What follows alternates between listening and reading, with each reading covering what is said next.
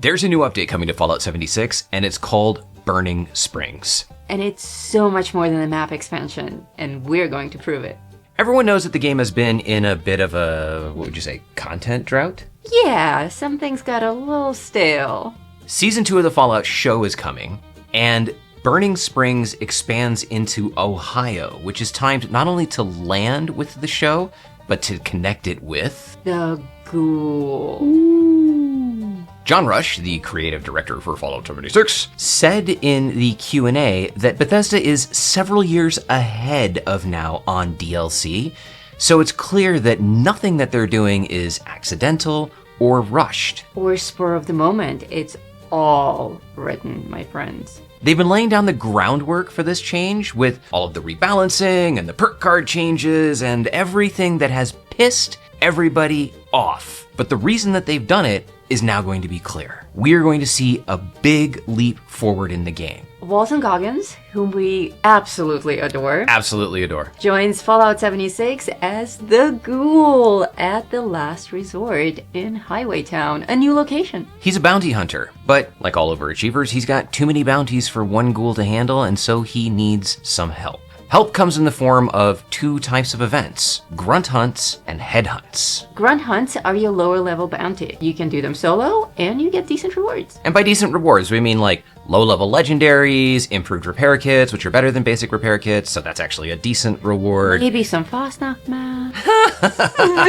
After you do enough of the grunt hunts and you've proven yourself for the ghoul, he may give you head hunts, which unfortunately you have to pay for, but they are public events. They have tougher enemies. We've been told between level 100 and level 150, and they're not probably able to be done solo. They're gonna require coordination, they're gonna require multiple players, and you're not just hunting a single enemy, you're hunting an enemy who has a gang of people protecting him. So in a way, a little bit like raids, but with a lot more freedom. So like we said, there's a progression system. You've gotta do grunt hunts to unlock head hunts, but I think what people are most interested in is the appearance of the ghoul in the timeline that's 200 years before the show. That was my first question when I heard the news. How are they going to write him into the story? Well, it shows that they have long-term universe planning in play. The ghoul is effectively immortal, so even though we were introduced to him in the Fallout show, well, obviously he's been around for a long time. While. Like, they dug him up. They said in the show that he's been buried for, I think, at least 100 years, and that they dig him up sometimes when they want to do something with him. Perverts. And then they put him back in the ground, right? So he's got some history, and now we're able to learn a little bit about that by him joining Fallout 76. And he looks exactly like he does in the show. And of course, he's going to sound exactly like he does in the show because Walton Goggins is actually doing the voice. It's actually Walton Goggins. Got no time nor inclination to chit-chat. Find me at the last resort in Highwaytown. Got a big stack of open contracts right there. Help yourself. More there than I could ever bother with. Unless you're looking for something juicier. Well, that's a whole different ballgame. Well, since we're talking about the ghoul, there's no better time than to tell you that if you like him, you can have your very own ghoul to put on your desk, on your dashboard, on the cockpit of your spaceship, wherever you want. You can travel with him like we do. We are partnered with Royal Baubles, who make the most amazing bobbleheads, and the ghoul is available right now. If you use the code GA10, you can get 10% off your entire order of anything that they have. Dude, guess what? Chicken butt. No. Wendy is actually finally coming to the Get out! I swear she will finally be there. And there's no better timing, there's no better location. She's not coming to Caravans, my friends. Wait a minute, she's coming to Burning Springs. She's coming to Burning Springs. Well, what does that mean for Milepost Zero? Milepost Zero. What does finger across throat mean? Finger across the throat means death. Milepost Zero will be no more. That's right, kiddos. They are shutting down Caravans. One of the most successful things ever introduced to Fallout 76. I personally would like to express my sadness and sorrow that stuck Brahmin will not be stuck anymore. I will miss the stuck Brahmin. Dude, I've never been happier about a feature being removed from the game.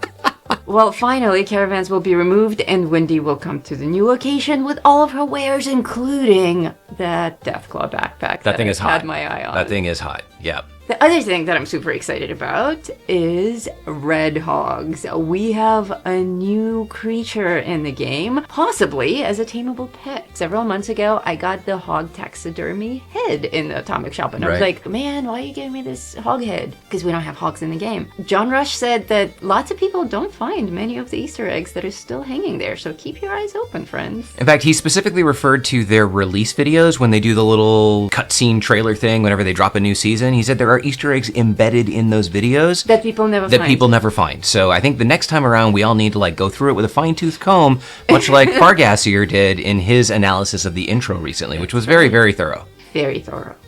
This sort of introduction of content that they teased earlier shows that what we have understood as Bethesda being random is actually the introduction of a narrative thread to open the door for them to close that loop later. So these are intentional things, and I think we need to give Bethesda a little bit more credit than we otherwise do. While Noodle is excited about a Deathclaw backpack and an NPC that I'm still thinking they're going to be like, psych! No, Wendy's real. So I'm excited about the gameplay mechanic. The fact that headhunt targets have gangs protecting them brings in like actual tactical gameplay without the daunting, you are going to die, that raids bring about. The fact that they're public events that require coordination and tactics.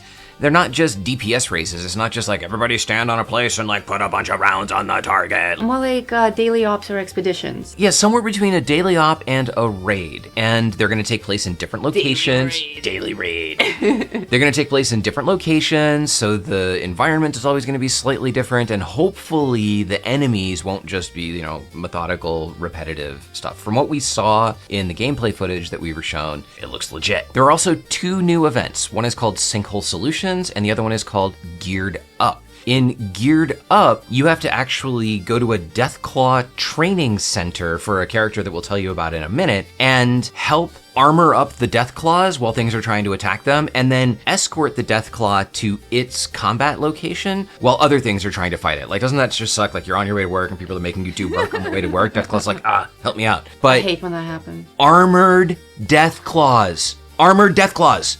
That's it. Like, enough said. Mic drop.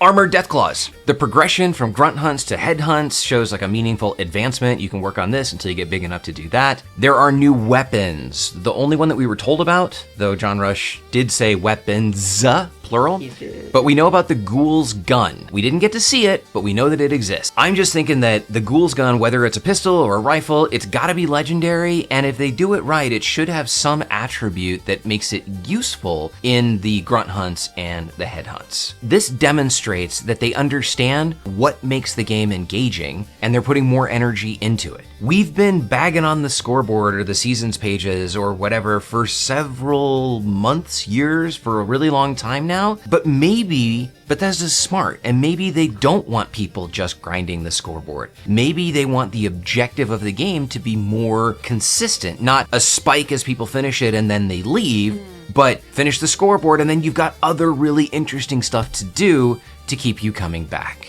There's also a new story. And a new character. No, we're not getting playable super mutants yet, but we do have a new NPC who is a super mutant. The Rust King is the leader of the Rust Kingdom, go figure. And unlike most of the super mutants in the game who just kind of talk like that, he's actually very intelligent. And very different looking. That blood on your hands has people talking. You're gonna start out by meeting with Ava. And through your dialogue with Ava, which is probably the most interesting NPC dialogue I've ever encountered, you're gonna be like, wow, lady, we should get a room. Ava is wonderful. Ava, like in Justified. Ava, like in Justified, yeah. With Ava Walton from Justified, Goggins. Walton Goggins played Boyd. It all comes together. Yeah. Like many conversations with women where you're like, I'm gonna have to go and get a room with you, you're gonna end up in prison. Oh! But it's okay, because you can fight your way out. The Rust King is going to talk smack to you. You're going to have to fight beasts and inmates like the guy from the cell next to you, which is sort of twisted, like gladiator style. Eventually, he's like, you are awesome, you will get released. And you go to meet this NPC named Runt, who's not actually small at all, but he is a bit of a prick. And then you're going to complete his Test of Might challenges so that you can join the Rust army. And this brings us to Highway Town, which is basically a Fallout nexus. It was described to us as a non-instanced social hub. So if you've ever felt like you are in a wasteland filled with people, but still lonely, so lonely, well, now you have Highway Town. Now, before all of you trolls out there get excited, you cannot nuke Highway Town.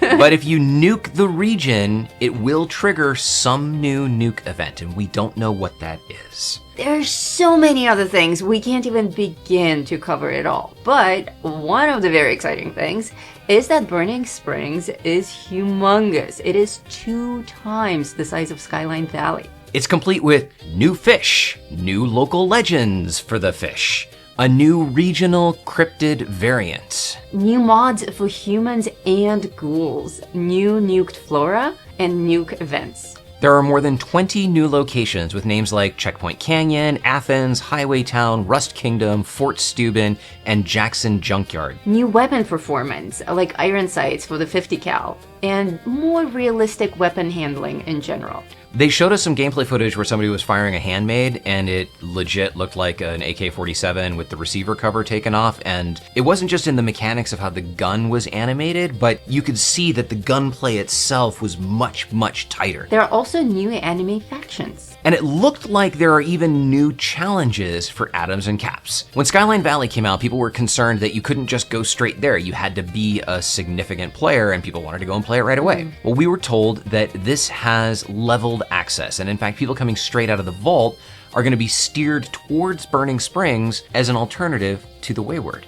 The synergy with the show isn't just cross-promotion. It looks to me like it's a new content model. I'm thinking, are we gonna see this play out in a Fallout 5? Timeline separation is brilliant. Tease motivations 200 years early without spoilers, use a new game to close story loops, or open new ones. The pattern suggests that major updates in the future are gonna coincide with new seasons of the show.